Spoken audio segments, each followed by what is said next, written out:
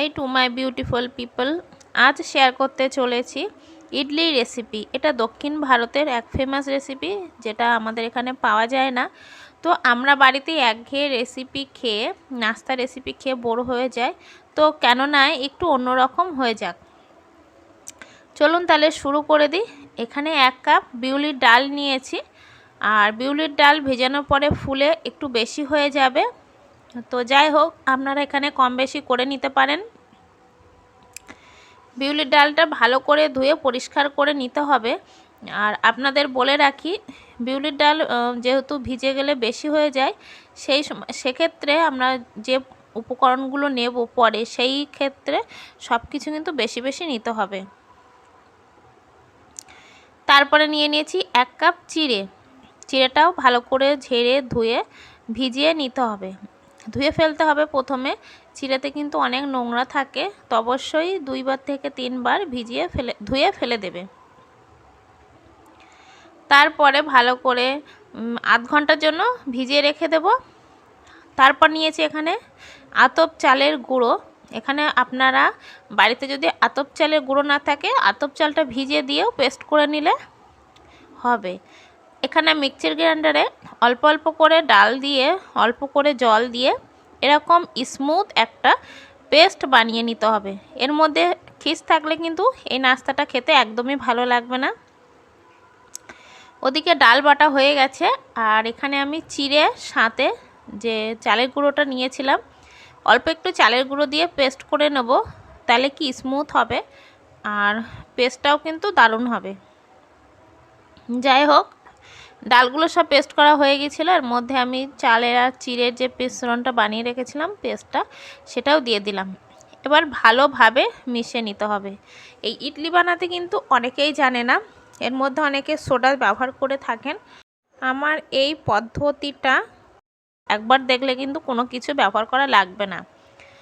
তো যাই হোক, এখানে আমি প্রেসার কুকার নিলাম, প্রেসার কুকারের মধ্যে ব্যাটারটা দিয়ে দিলাম।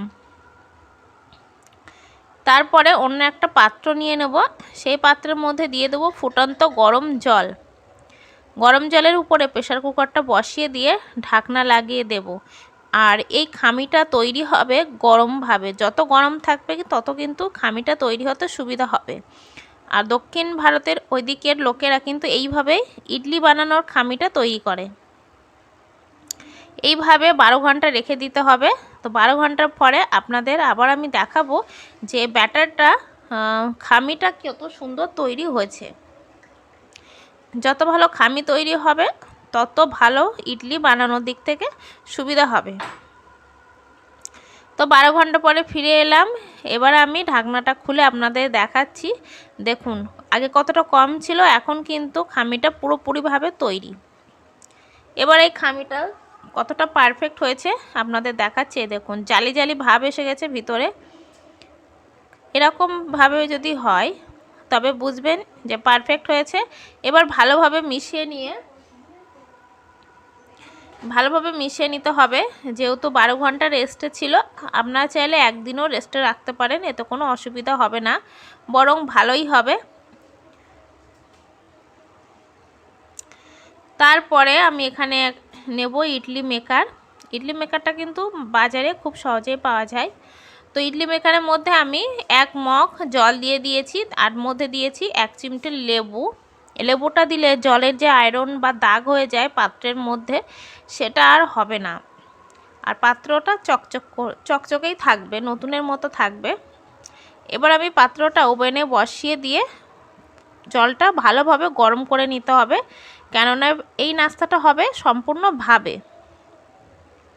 ঢাকা দিয়ে দিলাম, দিয়ে এবার জলটা ফুটিয়ে নেব। তত সময় এদিকে যে ইডলির ছাঁচগুলো দেখতে পাচ্ছেন, এগুলো এর সাথেই থাকে সেট। এর মধ্যে আমি একটু অয়েল ব্রাশ করে নেব। আপনারা চাইলে এখানে অয়েলের পরিবর্তে ঘি ব্রাশ করে নিতে পারেন, তবে টেস্টটা কিন্তু খুব ভালোই হবে। এদিকে অয়েল ব্রাশ করছি, তত সময় আপনারা একটা কাজ করে ফেলুন। এরকম নতুন নতুন রেসিপি পেতে হলে আমার চ্যানেলটা সাবস্ক্রাইব করে নেন, পাশের নোটিফিকেশন বেলটা সেটাও প্রেস করে নেবেন। আজকের ইডলি রেসিপিটা কেমন লাগলো সেটা লাইক করে এবং কমেন্টে জানাবেন। তো বন্ধুরা আপনারা দেখতে পেলেন ব্যাটারের মধ্যে আমি লবণ মিশিয়ে দিয়েছি। এখানে বলে রাখি, যতটুকু ইডলি বানাবেন ঠিক সেই ততটুকু ব্যাটার আলাদা করে নিয়ে সেই পাত্রে লবণ মিশিয়ে দেবেন। আর লবণ মিশিয়ে রাখলে কিন্তু খারাপ হয়ে যাবে, টক হয়ে যাবে। তো যাই হোক, ইডলিগুলোর ব্যাটারগুলো ছাঁচের মধ্যে দিয়ে আমি 10 মিনিট ভাপ দিয়ে নিয়েছিলাম। আর এখন দেখুন কত সুন্দর পারফেক্ট ইডলি বানানো হয়েছে।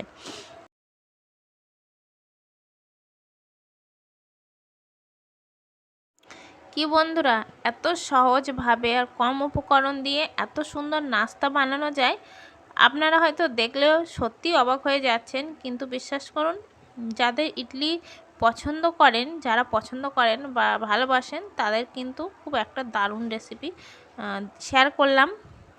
তো ছাঁচ থেকে এবার ঠান্ডা করে নেওয়ার পরে তবেই তুলতে হবে। গরম গরম তুলতে গেলে ভেঙে যাবে, তো একটু অপেক্ষা করে তুলে নিলে ভালো হয়।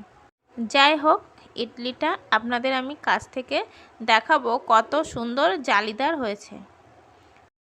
নিজেরাই বিশ্বাস করতে পারবেন না, এত সুন্দর রেসিপি বাড়িতেই বানানো যায় বা সবাইকে বানিয়ে খাওয়ানো যায়। ইডলিগুলো দেখুন কত জালিদার হয়েছে, কত সুন্দর নরম। বয়স্করাও কিন্তু খেতে পারবে, কোনো অসুবিধাই হবে না।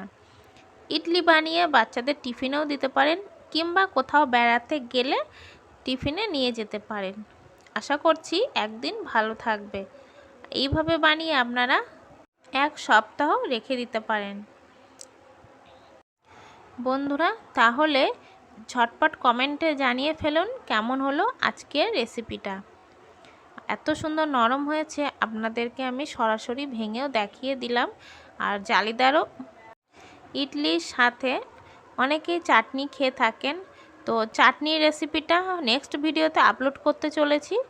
আশা করছি আপনারা নেক্সট ভিডিওটাও দেখবেন। আমি এই ভিডিওর মধ্যে আপলোড করতে পারলাম না, কারণ ভিডিওটা অনেক বড় হয়ে যাচ্ছিল আর সম্ভব হচ্ছিল না এক ভিডিওর মধ্যে চাটনি রেসিপিটা দেওয়া। তো বন্ধুরা, আপনাদের সাথে নেক্সট ভিডিওটা দেখা হচ্ছে। সবাই ভালো থাকবেন।